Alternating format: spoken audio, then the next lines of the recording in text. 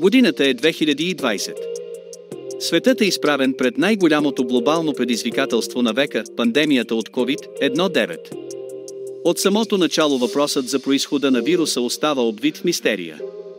Дали той е резултат от естествено предаване от животно на човек? Или идва от лаборатория? Според разследване на германските медии, германската разузнавателна агенция BND е получила категорични доказателства, че вирусът произхожда от лаборатория и е решила да запази тази информация в тайна.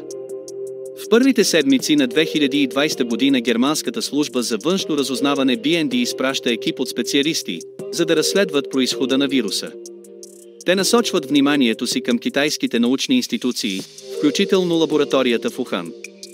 Според разследването, екипът на BND открива документи, разкриващи експерименти с коронавируси и непубликувани проучвания от 2019-2020 година. Анализите на BND установяват с 8,0 до 95% сигурност, че COVID-19 вероятно произхожда от лаборатория. Смята се, че огнището е причинено от небрежност в лабораторията, където китайските учени са работили по американски проект за коронавируси, финансиран от правителството на САЩ. Тези открития са докладвани на германското правителство, но информацията е била засекретена, за да не се влошат отношенията с Китай и САЩ. След разкритията на германските медии, Берлин обяви, че ще сподели констатациите на BND със Световната здравна организация и ще публикува част от материалите.